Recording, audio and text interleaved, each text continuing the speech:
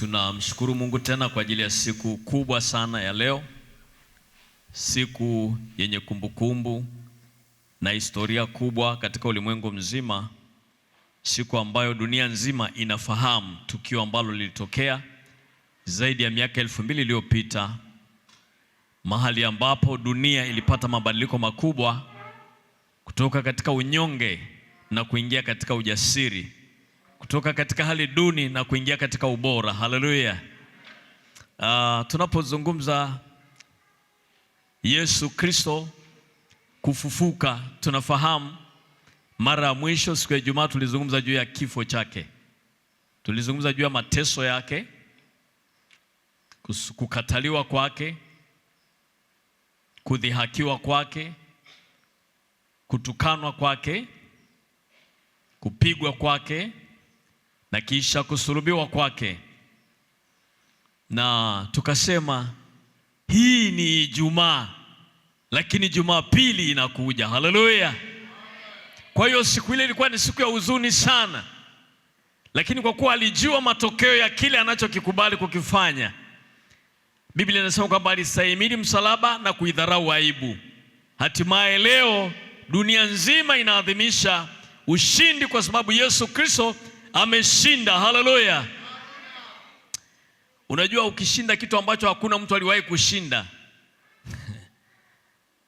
kunakuwa na sherehe kubwa zaidi, kunakuwa na shangwe kubwa zaidi, kunakuwa na heshima kubwa zaidi.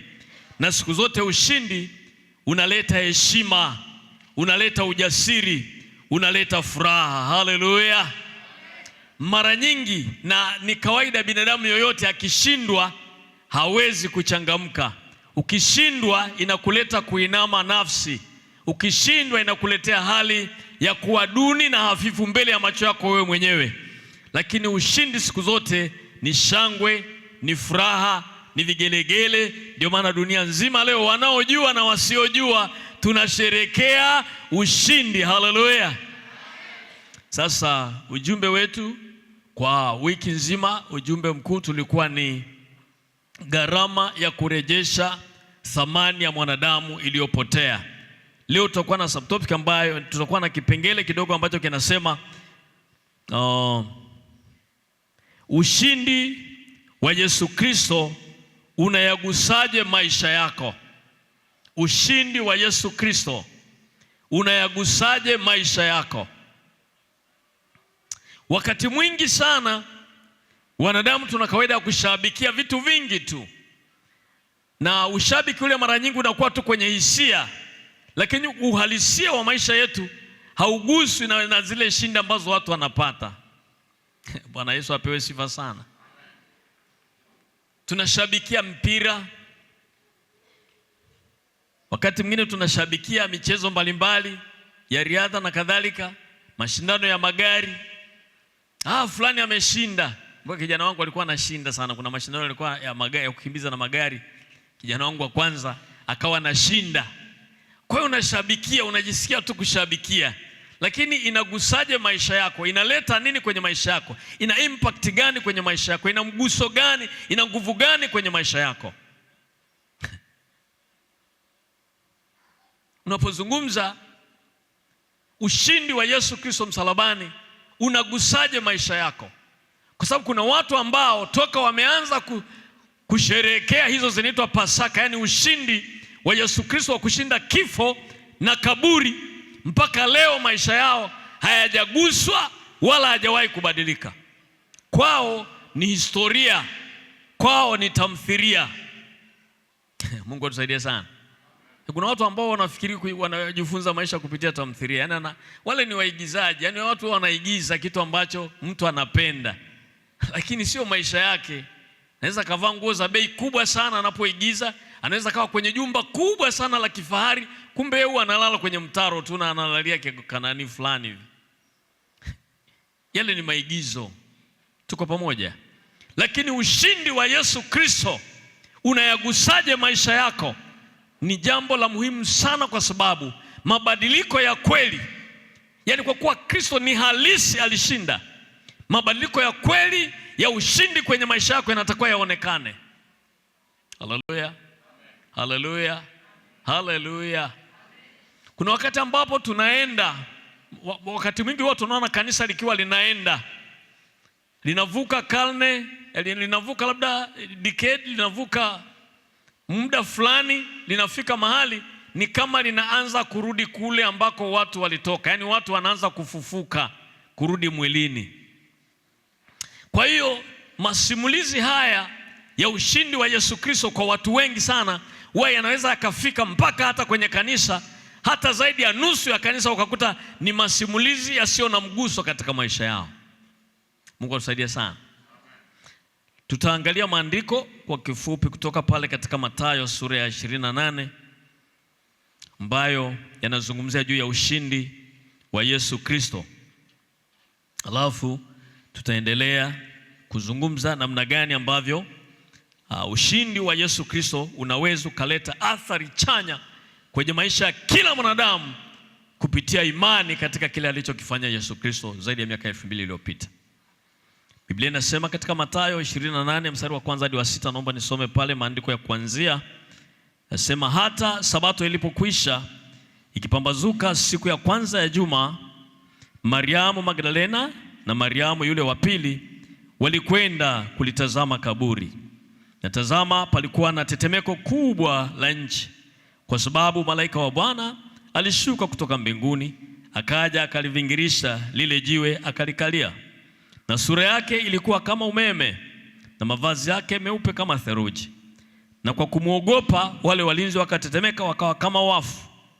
Malaika akajibu akawaambia wale wanawake, msiogope ninyi, kwa maana najua ya kuwa mnamtafuta Yesu aliyesulubiwa. Hayupo hapa, kwani amefufuka kama alivyosema. Njooni mpatazame mahali alipolazwa. Tuombe. Mungu wetu na Baba yetu, Mungu wa ajabu, Mungu wa pekee, usifananishwa, mwenye uweza, mwenye mamlaka, mwenye nguvu na hekima ya ajabu, mkamilifu katika maarifa. Leo tuko mahali hapa Bwana, tukifanya kumbukumbu ya ushindi wa pekee uliotokea zaidi ya miaka 2000 iliyopita, kumtoa mwanadamu katika utawala wa mauti na kumleta katika uzima na baraka na furaha milele. Tunalibariki jina lako takatifu, Bwana wa mabwana, mfalme wa falme. Watu wako wako mahali hapa Bwana ili kusikia sauti yako.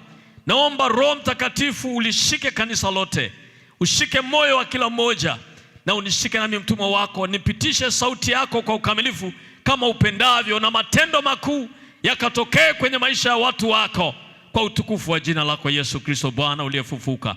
Asante kwa kuwa Bwana utatenda zaidi ya haya ninayotamka mbele zako, kwa kuwa wema wako na fadhili zako ni kuu katika maisha yetu, katika jina la Yesu, amen.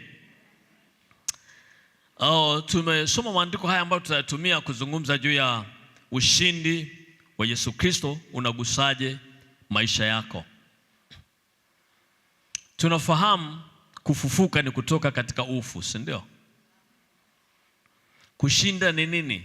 Kushinda, nimejaribu kuangalia hapa, kushinda ni kufanikiwa katika jambo fulani.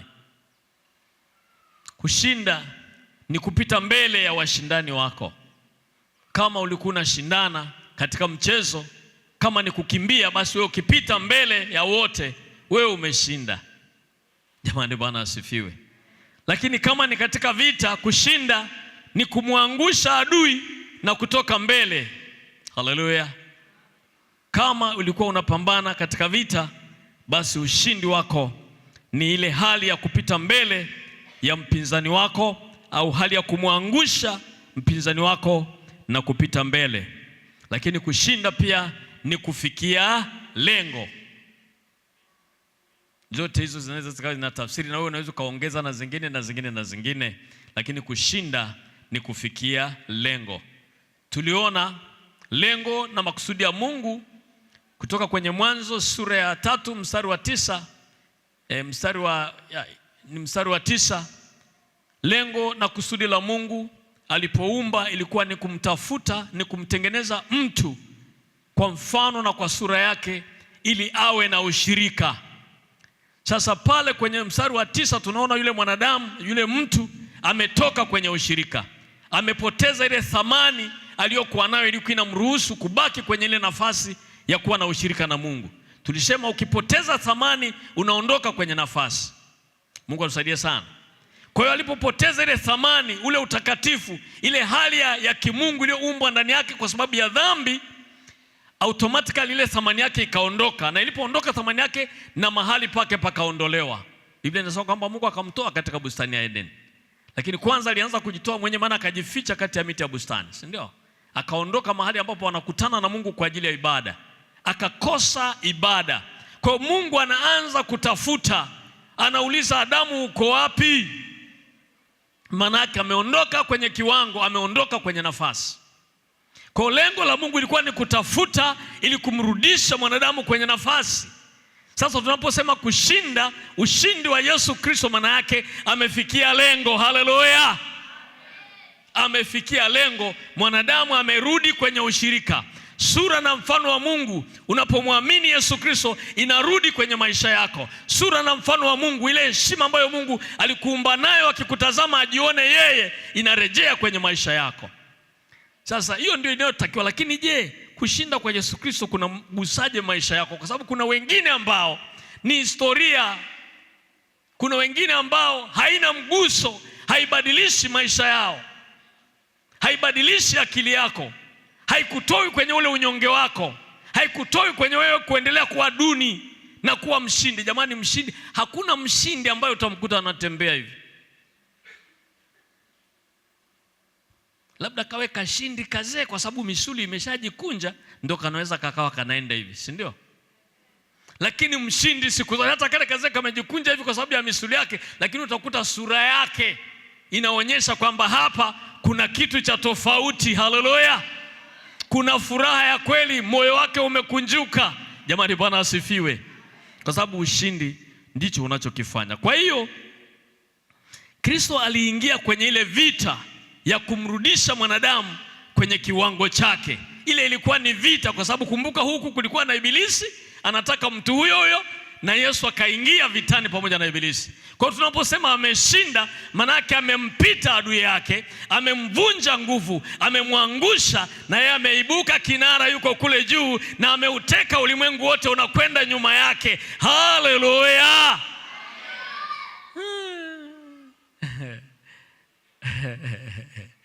Wangapi wao ni wapenzi wa mpira? Yaani usijifanye mlokole sana kwamba ukiwa mpenzi wa mpira ni dhambi. Wewe sema tu ukweli. Wangapi wao ni wapenzi wa mpira? Nyosha juu. Wa mpira wa miguu. Unasikia go, si ndio? Anakwenda. Mimi sisemi ni nani kwa sababu najua ni timu tofauti tofauti, si ndio? Sio fulani anakwenda la elelelele alafu go, unakuta tu. Inatokea kweli? Hapana. Yaani zile shangwe, ile hisia, zile hisia, ile misisimko yako. Kuna wengine anaruka juu anakuja chini. Nakumbuka kuna mmoja, kama sio mwaka jana mwishoni, Chalinze, timu yake ilishinda. Ile furaha karuka mpaka akafa. Silipata ile taarifa. Kwa hiyo kwenye ushindi ndio mimi nashangaa leo Yesu kashinda, na sio mpira wala sio mbio, lakini kuna watu bado wako. Yaani unasikilizia, bado unasikilizia maumivu. Au ulikuwa ile timu ya pili.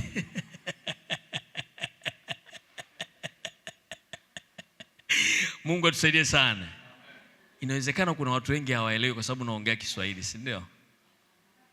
Kwa ukweli I was to speak in English, lakini kwa ukweli ni miaka mingi sana, zaidi ya miaka 10 sijawahi kufanya zoezi la kuhubiri kwa Kiingereza. Sasa nikamwambia mchungaji, kwa ukweli nitaleta vituo kwa kule katikati. Sio kwamba sifahamu, kwa kweli najua na nimewahi kuhubiri sana, lakini miaka 10 ndugu yangu, kwa kanisa kako hivi, wabibi wako pale hivi na hivi, unapiga Swahili. Alafu uje tena kwenye umati kama huu, hey, hallelujah, Jesus was Messiah. Kanichanganya. Kwa hiyo inawezekana kwa hiyo inawezekana Kiswahili kinakuchanganya. Naomba ukubali, jisikie tu vizuri. Jamani, Bwana asifiwe. Kwa hiyo changamka tu. Najua Waswahili ni watu wenye vibe, si ndio watakatifu? Naonaga timu hapa zina vibe la kutosha. Jamani, ushindi unainua vibe. Haleluya! Shangwe kwa Yesu. Kumbe mlikuwa mmeumia kwa sababu naongea Kiswahili, ila mmefunguka sasa. Mungu awabariki sana. Kwa hiyo Biblia inazungumza kwenye Rumi sura ya 5 mstari wa 14 na 17 kwamba kutoka wakati wa Adamu mauti ilitawala. Yaani Adamu alipokufa, alipoanguka kwenye dhambi, mauti ikatawala. Watu wote wakakaa chini ya uvuli wa mauti. Hofu ya mauti ikatanda duniani pote, na tuseme ukweli, makaburi yakameza matumaini ya watu wengi. Na nielewa, kuna watu walikuwa wanaitwa warembo wa dunia, makaburi yamefunika na wamebaki. Kuna watu walikuwa wanaitwa mabingwa, kama Nebukadneza alikuwa anaitwa yeye ndio kichwa cha dhahabu. Na ni Mungu alimpa hiyo nafasi, wewe ndio kile kichwa cha dhahabu. Lakini walianguka wakazikwa, na mpaka leo hawajawahi kuinuka. Kwa hiyo vipindi vyote hivyo makaburi yamemeza matumaini ya watu wengi. Alipokuja Kristo, napenda sana ule mstari, hata ilipofika siku ya kwanza ya juma yaani ilipofika Jumapili yale mateso na kule kujikunja na yale maumivu na vile vilio vilikuwa ni vya Ijumaa, lakini ilipofika Jumapili mambo yalibadilika. Haleluya! Siku ya tatu mambo yalibadilika. Yeye alikuwa anajua na aliwaambia. Tena kuna wanawake fulani walikuwa wamesimama kwa mbali wanamlilia, akasema, ninyi wanawake msililie mimi. Mimi najua ninachokifanya. Lieni juu yenu na juu ya watoto wenu. Mimi najua ninachokifanya. Haleluya! Kwa hiyo Yesu Kristo akaingia kwenye hilo shindano.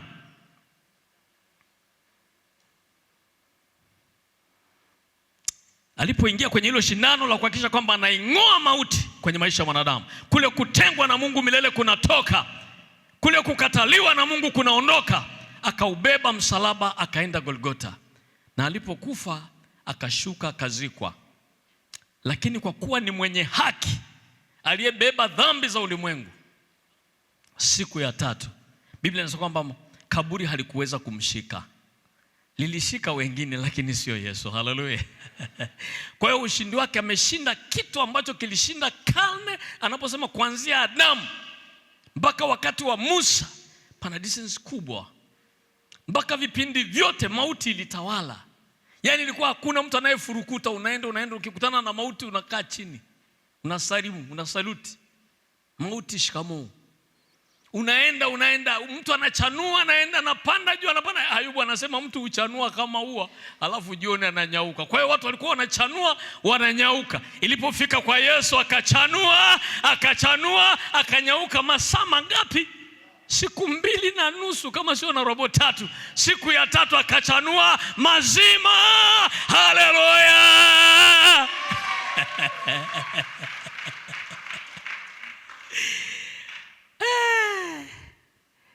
Mauti ikiangalia mimi nasema, nikimwamini Yesu Kristo nimepita kutoka mautini kuingia uzimani. Haleluya! Nimeshapita, kwa sababu nitaingia tu chapu navuka upande wa pili. Jina la Bwana libarikiwe. Kwa hiyo nini mguso wake kwenye maisha yangu?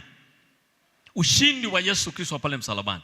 Unajua, ukitaka kuongelea swala la mateso, kifo, nini vya Yesu Kristo, unaweza ukaongea zaidi ya wiki 2 na hutamaliza. Kwa hiyo mimi nimechagua tu kipande fulani tukiongelee, ambacho kitaleta impact kwenye maisha yako na kitabadilisha maisha yako kwa ukamilifu.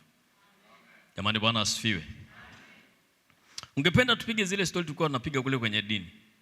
Mnaenda toka asubuhi mpaka jioni anaongelea kitu hicho hicho, na kesho anaongelea kitu hicho hicho, alafu hakileti mabadiliko, kwa sababu kila mtu anaongea pale na kila mtu ana mipango. Akitoka pale aende akanywe pombe wapi? Si ndio?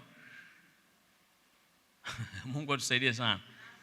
Kwa hiyo jambo la kwanza ambalo linatakiwa kuwa matokeo ya ushindi ambao Yesu Kristo aliupata pale msalabani na pale kwenye kaburi, jambo la kwanza linatakiwa niamini juu ya nguvu ya ufufuo inayoishi ndani yangu. Niamini juu ya nguvu ya ufufuo inayoishi ndani yangu. Kwa kwamba ndani yangu ninapomwamini Yesu Kristo, ndani yangu iko nguvu ya ufufuo. Haleluya, haleluya, haleluya. Kama iko nguvu ya ufufuo ndani yangu, hakuna kitu kinyonge kinachoishi ndani yangu. Hata kama ninapita katika majaribu, hakuna kitu kinyonge kinachoishi ndani yangu. Ayubu anasema akiwa amechakaa kila mahali kwa sababu ya lile jaribu, akiwa ameoza mwili mzima, kuna majipu, anasema najua kwamba ananijaribu, nikisha kukubalika nitatoka kama dhahabu. Kwa hiyo hakuna wakati ambao nguvu ya mauti itaacha nibaki mnyonge. Nitakuwa mnyonge kwa dakika chache, lakini ushindi wangu unaishi ndani yangu. Mshindi anaishi ndani yangu. Kwa hiyo najua ninatoka hapa. Haleluya. Yaani ushindi wa Yesu Kristo haututoi sisi kwenye kujaribiwa. Tunajaribiwa, lakini tunajaribiwa tukiwa na uhakika wa ushindi katika kila vita tunayoingia. Jina la Bwana libarikiwe. Kwa hiyo matokeo ya ushindi wake yanatakiwa nipe mimi kuamini kwamba ufufuo, nguvu ya ufufuo inaishi ndani yangu. Kwenye mstari ule wa pili kwenye Biblia tuliposoma kwenye Mathayo sura 28, Biblia inasema hivi, mstari wa pili, na tazama palikuwa na tetemeko kubwa la nchi. Jamani, Bwana asifiwe. Ile siku anakata roho Yesu, kulikuwa na tetemeko kubwa la nchi. Miamba ikapasuka, pazia la hekalu likapasuka, makaburi yakafunguka. Ilikuwa ni tetemeko la kwanza. Sasa tetemeko la pili ni pale anapofufuka. Tetemeko linatokea na jiwe linatoka pale mlangoni, maana walikuwa wamezika, wakaweka jiwe kubwa sana. Walisema hivi, jamani, tumeshazika tumeweka na jiwe, tumeweka na seal, yani wamepiga lami kule pembeni, jiwe lishikane na ule mwamba ambao ndio lilikuwa kaburi, maana makaburi walikuwa wanachonga kwenye mwamba. Kwa jiwe limepachikwa pale, limepigwa lami iliyochanganywa na chokaa kwa uimara kwamba haliwezi kutia kreki likapasuka likaacha nafasi yoyote. Akaja akajifanya ametoka. Bado wakasemaje? Jamani, mnakumbuka yule mjanja alisema siku ya tatu atafufuka. Sasa tusije tukapoteza point hapa. Wakaja wanafunzi wake wakamuiba, alafu watu wakasema amefufuka. Kwa hiyo twende kwa mfalme tukaombe walinzi. Wakachukua askari wa Kirumi, watu waliosomea vita, watu wanaojua kulinda, watu wanaojua kutunza, watu wanaojua kusimamia mambo vizuri. Wakaenda wakalilinda kaburi. Wakalinda kwamba jiwe alitikisiki, mtu atoke ndani. Lakini mshindi wakati wa kutoka, jiwe lenyewe lilianza kumpisha. Haleluya. Jiwe lilianza kumpisha. Kwa hiyo nguvu ya ufufuo wa Yesu Kristo inapoishi ndani yangu, hakuna kitu kinaweza kikanizuia nibaki kwenye unyonge. Hakuna kitu kitanizuia nibaki kwenye umaskini. Hakuna kitu kitanizuia nibaki kwenye kushindwa. Hakuna kitu kitanizuia, maana nguvu ya ufufuo inaishi ndani yangu. Haleluya. Hakuna kitu kitanizuia nibaki duni, nibaki kwenye umaskini. Hapana. Nguvu ya ufufuo iko ndani yangu. Hakuna kinachoweza kunizuia. Jamani, Bwana asifiwe. Hiyo ni moja ya maisha yangu yanaguswa na ushindi wa Yesu Kristo, kwamba ninaamini nguvu ya ufufuo inaishi ndani mwangu. Hakuna kinachobaki kukandamizwa. Hata wakituma walinzi wangapi, lindeni huyo abaki maskini mpaka siku ya kufa, nikuambie nitatoka. Lindeni huyo abaki failure mwaka wa kwanza mpaka wa mwisho. Yaani apige zile simu mnaitaga sapu zile mpaka disco. Piga sapu mpaka disco. Sasa nakwambia lindeni hapo, ila mtakuta mimi niko kule.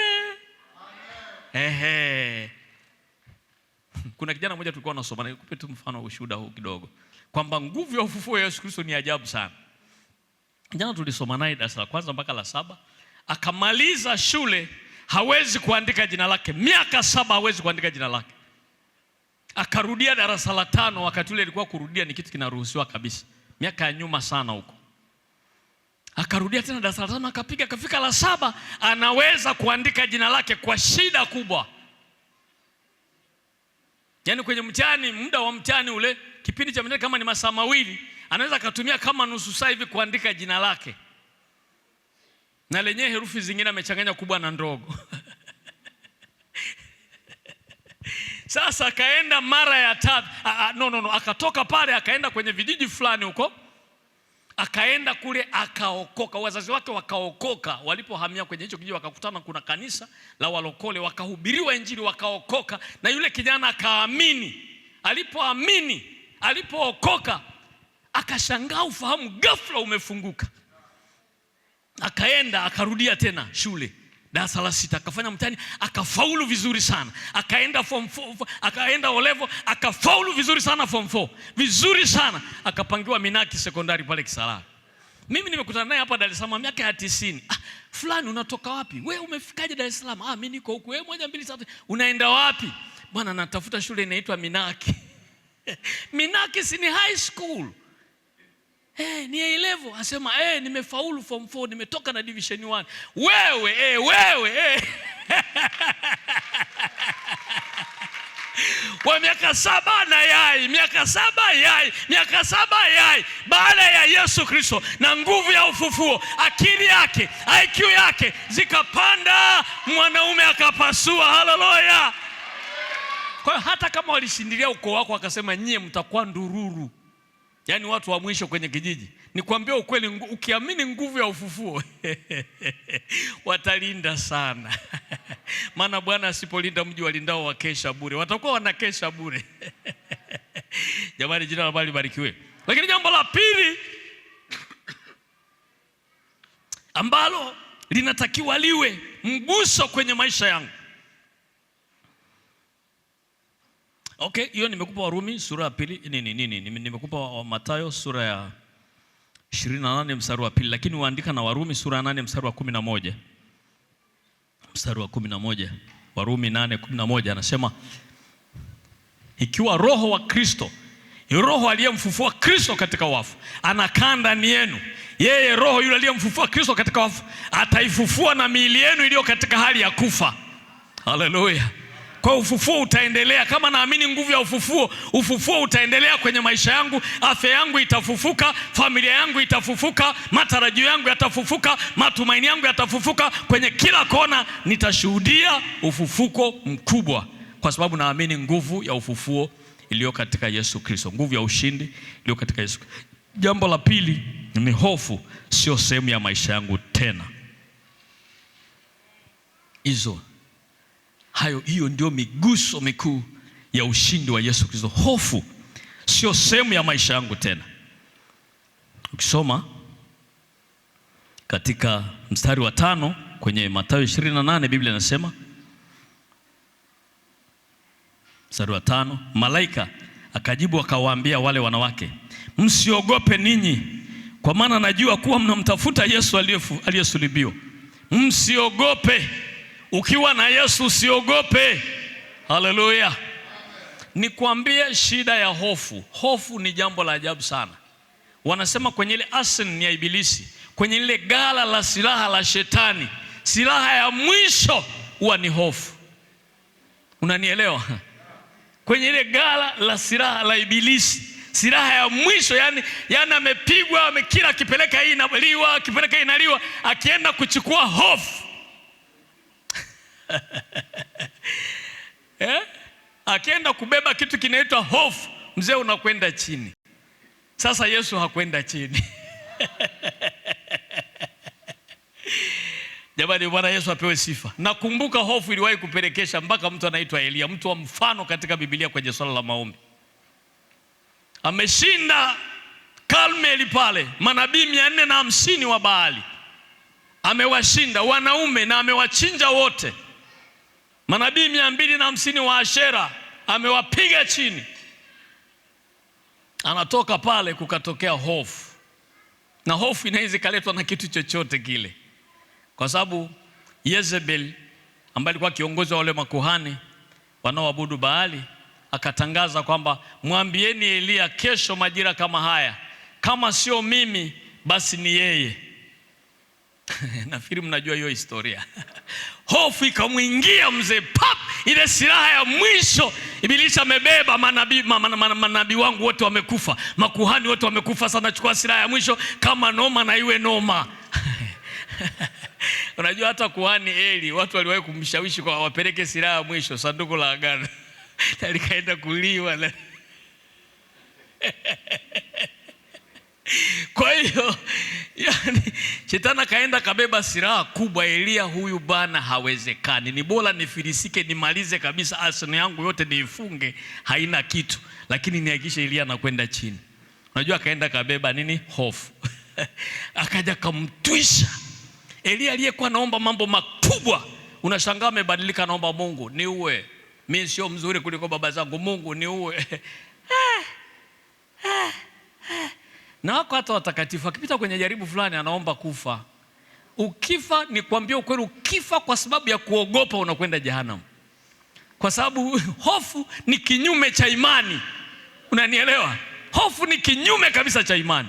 Sasa shetani hata anapopima, anapotikisa imani yako ili akutetelesha, kuzoea, kutoe, ataleta silaha ya mwisho inaitwa hofu.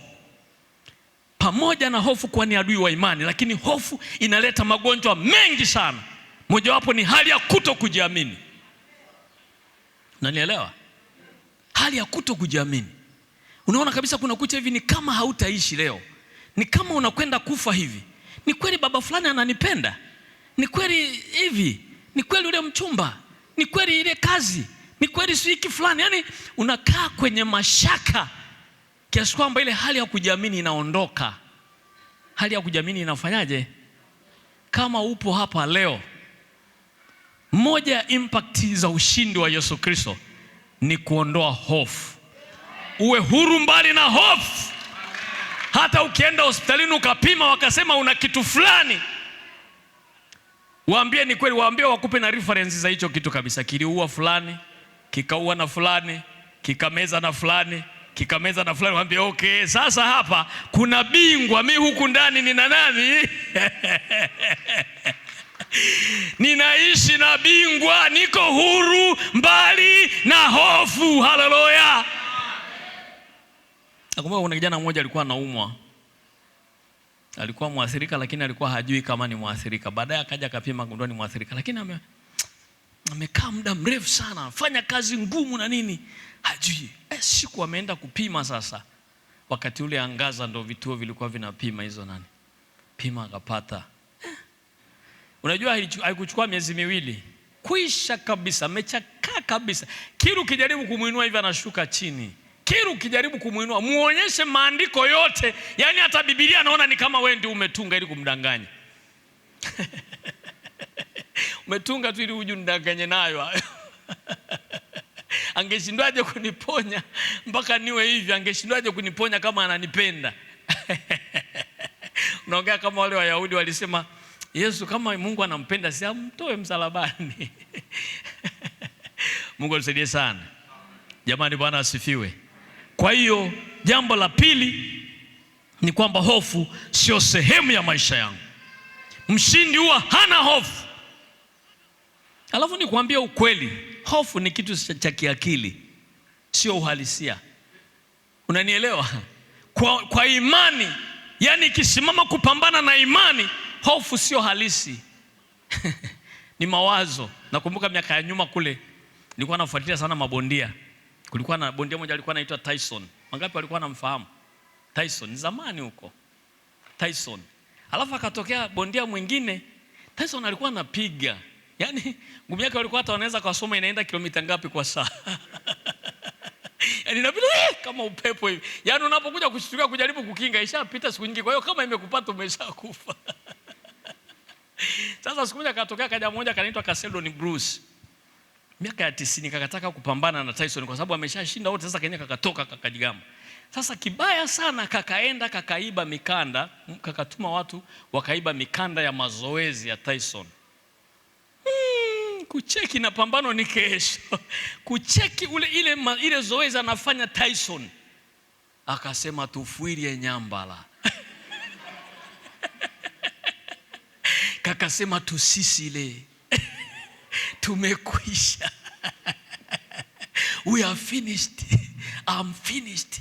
Sasa kakaenda kule, watu washalipa viingilio na kila kitu, kakaingia ukumbini. Ila hofu ile imeshika kwamba huyu jamaa ikinipata moja wanaanza kuandaa mipango ya mazishi. Akaenda. Unajua dakika moja, hata dakika nafikiria kushaida tu ti. Tyson ikapita moja, upepo kakalala chini.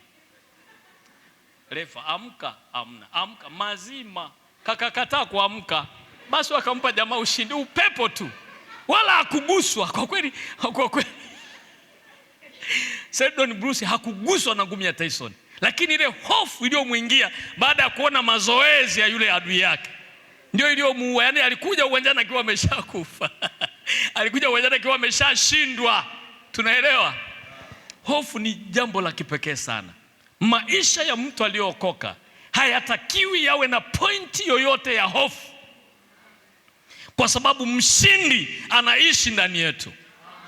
Yani mimi najiona kuna wakati najaribu kutafuta picha za watu walioshinda, naangalia mtu kama Daudi hivi. Sasa tumetukanwa siku 40, wanaume tunajificha, alafu kanatokea kwa bwana mdogo, kumbe kana nguvu ndani yake, kana nguvu ya ushindi ndani yake, maana kamembeba mshindi. Kanaenda mbele ya Goliati. Goliati ni dude, Goliath manake ni kichuguu, si ndio? Urefu wake ni mita ngapi? Mita 8. Ni kama futi ngapi? Ni lirefu ni kama futi 20 hivi kwenda juu. Sasa unategemea hapo upana wake liweje ili lisianguke? Si lazima ni kijumba, ndio maana inaitwa Goliath, si ndio? Likichuguu. Sasa kanyama kanaenda, kameshika kombeo. Ujue kombeo, sio wengi mnaojua kombeo. Ni kamba ambayo unafunga hivi, alafu hapa mbele unaweka jiwe. Alafu jamaa limevaa mabampa mashaba suima nini, yani hakuna silaha inaweza kupenya popote. Alafu ana fumo limkuki ambalo sisi watu 10, yani kwa umri wangu watu 10 hatuwezi kubeba mkuki wa Goliathi. Ni mzito. Alafu kanyama kanasema, wewe jamaa alivyokaona tu akasema, wewe unakuja na fimbo, mimi mbwa dogo na kuchana leo ndege naona wana njaa, ngoja niwatupie mizoga yako. Akasema, wewe unanijia na mafumo na mamikuki, na kujia kwa jina la Bwana wa majeshi uliowatukana leo, atakutia mikononi mwangu, nitakuondolea kichwa na mizoga ya jeshi la Wafilisti italiwa na ndege. Leo nalisha ndege kwa bajeti ya ushindi. Haleluya.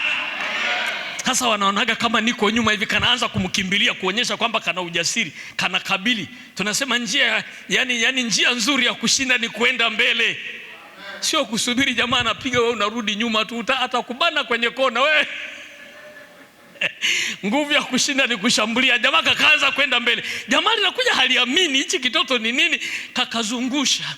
Lile jiwe lilikuwa limeshaombewa, lina upako wa Roho Mtakatifu, maana ushindi uko ndani yake, kwa jina la Bwana wa majeshi. Hasa lile dude chini. Hasa mimi hapo nafanyaje? Sina beba Daudi sasa tuanze kushangilia. Tumeshinda, tumeshinda, tumeshinda, tumeshinda. Unanielewa? Mtu mmoja alituambia siku moja kinyonga alifanikiwa kupanda kwenye mgongo wa tembo. Shika mnakumbuka hiyo ndani jamaa aliwahi kule. So amepanda kwenye mgongo wa tembo, tembo akapita kwenye daraja likatikisika. Yule kinyonga kufika ng'ambo karuka, tumetikisa daraja. Yani kalikuwa mgongoni kwa nani? Sasa nakejeka kwa kwenye ule ushindi. Haleluya. Ushindi wa Yesu Kristo ni wangu. Ujasiri wa Yesu Kristo ni wangu. Nguvu za Yesu Kristo ni zangu. Baraka ya Yesu Kristo ni yangu. Ujasiri wa Yesu Kristo ni wangu. Haleluya. Kwa hiyo mguso na upata kutoka kwenye ushindi wa Yesu Kristo ni kwamba niko huru mbali na hofu. Hofu sio sehemu ya maisha yangu. Kwa magonjwa yote yanayosababishwa na hofu kwangu hayana nafasi kabisa. Unyonge wote unaosababishwa na hofu sio sehemu ya maisha yangu. Haleluya. Wewe kama una entertain unyonge, na zamani walikuwa na mtazamo kwamba unyonge ndio utakatifu. Nikwambia ukweli, unyonge ni ujinga. Unanielewa? Unyonge ni ujinga. Unanielewa? Na watu niwaambia nyewe mnajua ni wanyonge sana. Mpaka leo, dunia ya leo, kuna masofa makochi ya kila namna, wenyewe bado wanatandika mikeka hivi. Hatuwezi, unajua hiyo masofa hayo makochi ni kibri. Sema huo ni unyonge wa hali ya juu sana. Mnafuata tamaduni za watu ambao kwao hakuna miti, hakuna mbao. Mnakaa chini mpaka leo. Huo ni unyonge. Nunua sofa. Naona hapo kitu kilivyokaa hapo. Maisha yanatakiwa ya aksi kile tulicho nacho ndani. Haleluya. Ya aksi ule mshinda aliyoko ndani yetu. Utukufu wa Bwana unatakiwa udhihirike ndani yetu. Kwa kuwa dhambi ilitunyong'onyeza sana, tunapotoka kuinuka kama washindi na Yesu Kristo aliyeshinda dhambi, akashinda kifo, akashinda na kaburi, ndani yetu tunatakiwa na maisha yetu yanatakiwa ya aksi ule ushindi. Haleluya, haleluya. Sasa nilisema tutaongea topic moja ya muhimu na dakika zetu zinakaribia kwenda. Nilisema hivi, nawezaje sasa kutunza ushindi ndani yangu? Namna ninavyoweza kumaintain ili nibaki mshindi siku zote. Jamani, Bwana asifiwe. Unajua huyo jamaa niliyetoka kumsimulia sasa hivi alikuwa anaitwa Tyson. Alikuja akashindwa, alishindwa kumaintain ushindi alipopambana na Evander Holyfield. Jamaa mmoja alikuwa anaitwa Evander Holyfield. Jamaa akaona anazidiwa, akamng'ata shona jino akamtupa nje. Sasa lazima ili umaintain ushindi kuna kanuni ambazo lazima uzisimamie. Jamani, Bwana asifiwe. Kwa kama katika Kristo tumeokolewa na ushindi wa Kristo ni sehemu ya maisha yetu, hatuna hofu tena, nguvu ya ufufuo inaishi ndani yetu, lazima tumaintain ibaki. Kwa sababu kilichofanya uondoke ule utukufu wa Mungu kwenye maisha yetu ni kushindwa. Watu walishindwa kutembea kwenye kanuni ya ushirika wao na Mungu. Ushirika una kanuni. Na hata hapa tunafahamu kwenye nchi yetu mashirika mengi yalikufa. Yalikuwa mashirika makubwa sana katika nchi yetu. Kumbuka shirika moja ambalo ndugu yangu alikuwa anafanya kazi, lilikuwa linaitwa SUKITA, shirika la uchumi na kilimo Tanzania. Lilikuwa linafuga samaki wengi sana pale karibu na Buguruni. Walikuwa na mabanda ya kuku, yani wanaweza kulisha Dar es Salaam yote. Lakini lilikufa. Mashirika mengi sana yalikufa kwa sababu yalishindwa kumaintain kanuni, kutembea kwenye kanuni za ushirika. Hata kule vijijini kulikuwa na mashirika mengi, shirika sui la nini, shirika la usagishaji, shirika sui la kitu gani, shirika la wakulima sui wa wapi. Yote yale yalikufa kwa sababu walishindwa kusimamia misingi ya ushirika. Ili tudumu kwenye huo ushindi wa Yesu Kristo na maisha yetu siku zote tuone ushindi mbele yetu, lazima tutembee kwenye kanuni. Jamani, Bwana asifiwe. Sasa tukiangalia maandiko kadhaa hapa,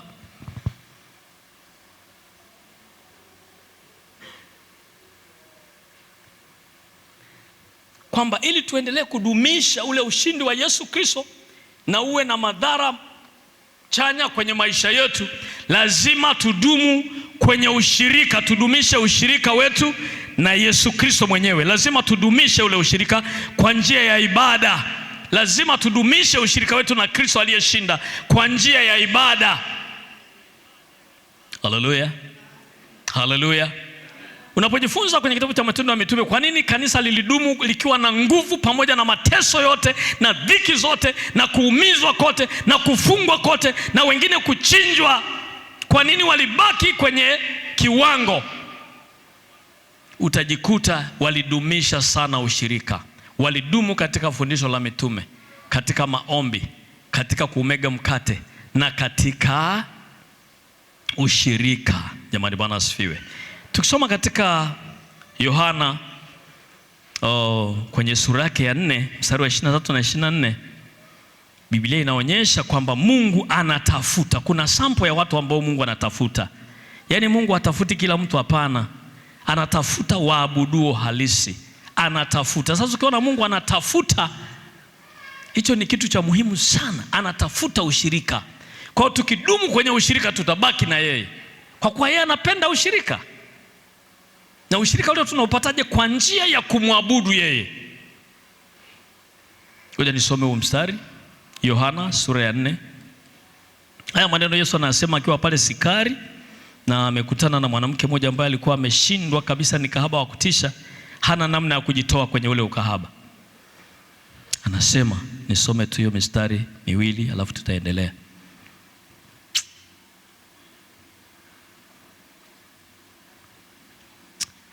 Mstari wa 23 anasema, lakini saa inakuja, nayo sasa ipo, ambayo waabuduo halisi watamwabudu Baba katika roho na kweli. Kwa maana Baba awatafuta watu kama hao wamwabudu. Mungu ni roho, nao wamwabudu yeye imewapasa kumwabudu katika roho na kweli.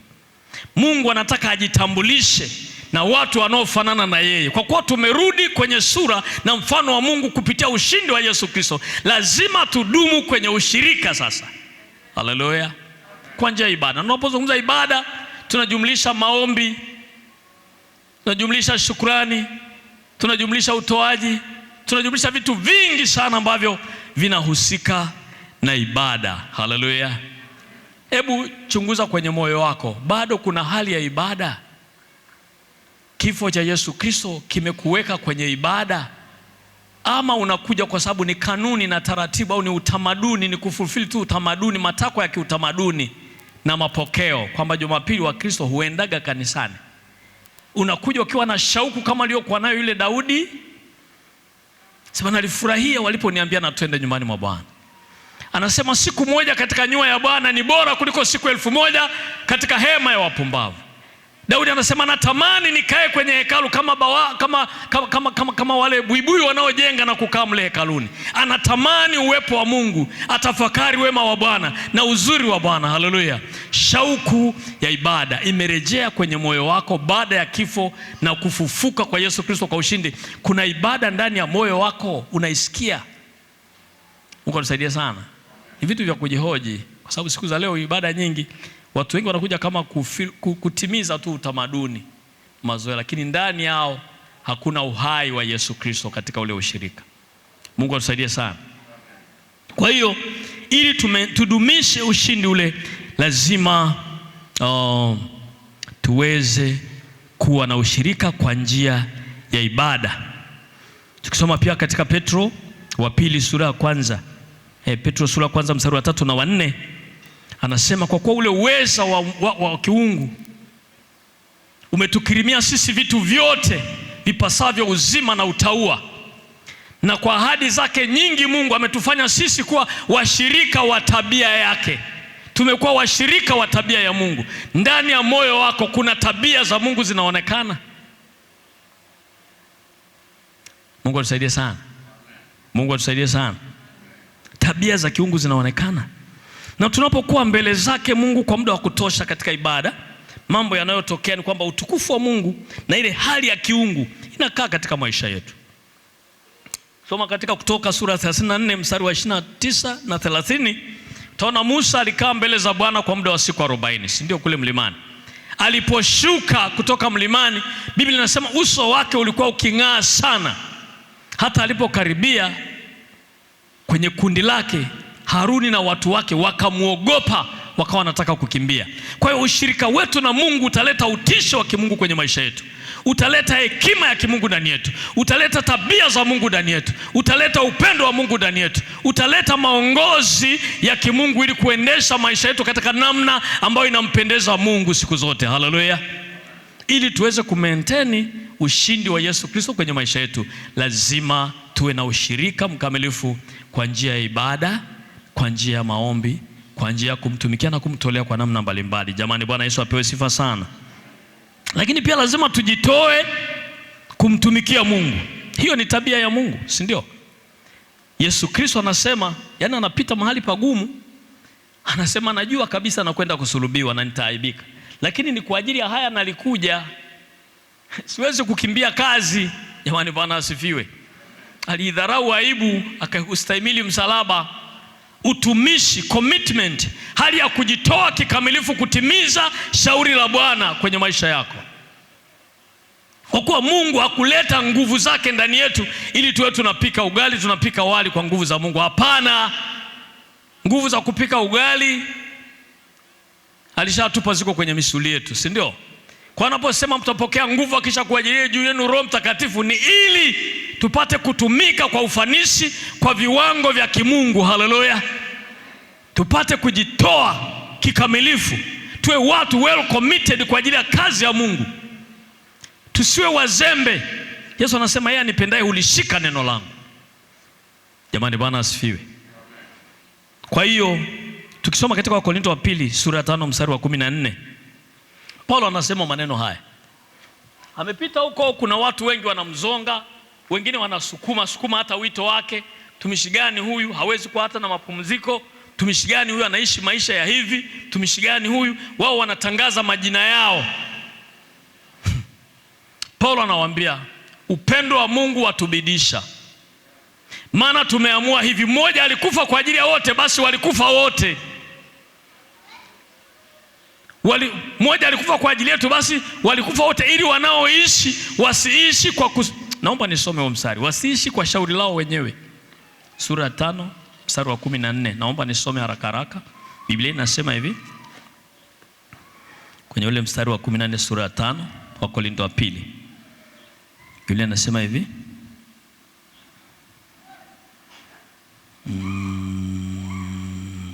Maana upendo wa Kristo watubidisha. Maana tumehukumu hivi ya kwamba mmoja alikufa kwa ajili ya wote, basi walikufa wote. Tena mstari wa 15, tena alikufa kwa ajili ya wote ili walio hai wasiwe hai tena kwa ajili ya nafsi zao wenyewe, bali kwa ajili yake yeye aliyekufa akafufuka kwa ajili yao. Haleluya. Yaani sisi tunaoishi tusiishi tena kwa nafsi zetu, kwa kujipendeza wenyewe. Hapana. Tujue mmoja alikufa kwa ajili yetu ili sisi tusiishi kwa nafsi zetu, tuishi kwa ajili yake yeye, kwa ajili yake yeye aliyekufa na kufufuka kwa ajili yetu. Aliyetupa ushindi, anataka ule ushindi tuutumie kwa faida ya ufalme. Haleluya. Haleluya. Kwa hiyo commitment yetu kwenye utumishi ndio itakayodumisha ushirika wetu na Kristo. Yesu anasema mtu akinitumikia na anifuate, pale nilipo mimi ndipo na mtumishi wangu atakapokuwepo. Tena mtu akinitumikia, Baba yangu wa mbinguni atamheshimu. Ili ubaki kwenye ile heshima, kwenye kile kiwango cha ushirika na Kristo, lazima utumike. Haleluya. Watu wote duniani wanatafuta heshima. Mtu yoyote duniani anapenda kuheshimiwa. Lakini njia za dunia kukuheshimu zinaangalia una kitu gani, si ndio? Kumbe njia za mbingu kukuheshimu zinaangalia unatumikaje. Haleluya. Yaani niseme ukweli, tunaweza tukaongozana na mtumishi wa Mungu hapa, mchungaji Mjaki. Ni kweli tumesoma wote na nini kule nani. Lakini tukifika, kwa mfano tunafika Dodoma, kunakuwa kwenye conference kama mwezi wa 8 tukienda, kutakuwa na watu zaidi ya 10,000 nafikiri. Tunapoenda hivi, kwa sababu ya nafasi yake na utumishi wake, naweza nikajikuta mimi nawekwa pembeni, anakamatwa mkono na askofu mkuu, anakamatwa mkono na askofu wa jimbo, anakamatwa mkono sio na nani. Yaani watu wanaomkamata mkono ni wa kiwango chake. Alafu mimi huyu nani? Huyu naye ni nani? Yaani baadaye wameshapiga story na mtumishi, ndio anauliza huyu naye ni nani? Sema huyu Kagali. Kagali. Wa wapi huyu? Wanamulika, yani wanamulika. Kwa sababu ya nini? Kinachotofautisha nini? Kiwango cha utumishi wetu. Haleluya.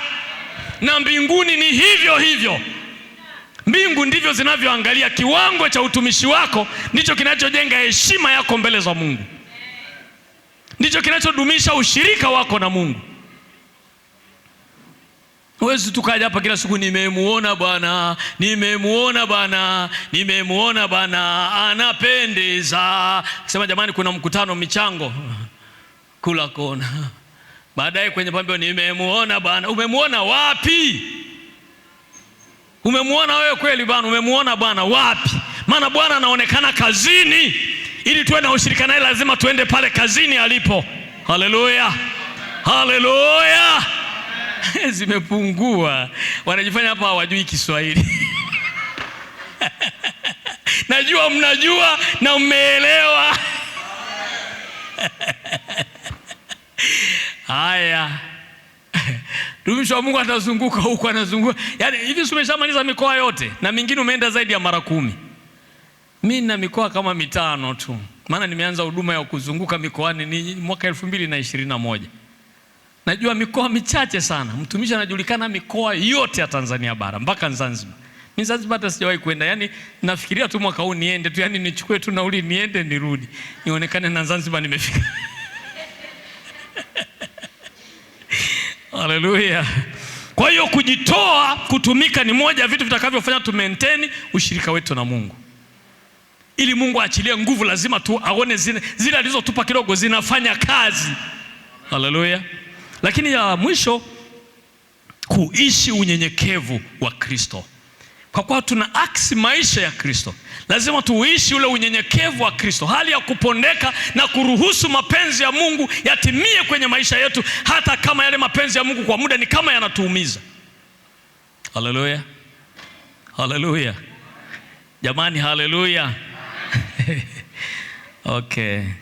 Utasoma katika Wafilipi sura ya 2 mstari wa 5, lakini katika Petro wa kwanza sura ya 5 mstari wa 5. Filipi sura ya 2 mstari wa 5 anazungumza swala la Yesu Kristo kunyenyekea hata mauti ya msalaba, alafu Mungu akamuinua, akampa jina lipitalo majina yote, akampa heshima ya juu kuliko watu wote. Haleluya! Kwa sababu ya ule utumishi wa unyenyekevu aliokuwa nao Yesu Kristo, alimpendeza Mungu sana. Na Biblia katika tulisoma hiyo Petro wa kwanza 5 mstari wa 5 anasema kwamba Mungu huwapinga wenye kiburi, lakini huwapa neema wanyenyekevu. Haleluya! Jamani, Bwana apewe sifa sana. Tumeangalia ushindi wa Yesu Kristo unagusaje maisha yako. Kwanza, unaleta nguvu ya ufufuo kwenye maisha yangu. Pili, hofu si sehemu ya maisha yangu. Ili niweze kumaintain hizo, lazima niwe na mambo kadhaa. Niwe na ushirika na Mungu kwa njia ya ibada.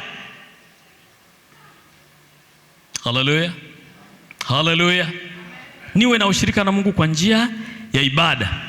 Jambo la pili, nijitoe kikamilifu kumtumikia yeye, kwa kuwa yupo pale. Biblia inasema kwamba nasi tunajua kwamba Bwana hufanya kazi pamoja na wale wampendao katika kuwapatia mema, yani wale walioitwa kwa kusudi lake takatifu. Kwa nikiwa natenda kazi pamoja na yeye, kwa vyovyote vile nadumisha ushirika na yeye. Lakini jambo la mwisho, niishi maisha ya unyenyekevu. Jina la Bwana libarikiwe. Hapa ile nguvu ya ufufuo itaishi ndani yangu. Hofu haitakuwa sehemu ya maisha yangu. Siku zote nitauona ushindi mbele yangu. Jina la Bwana libarikiwe. Tunaweza kusimama, muda wetu umeendelea, tuweze kumalizia pale.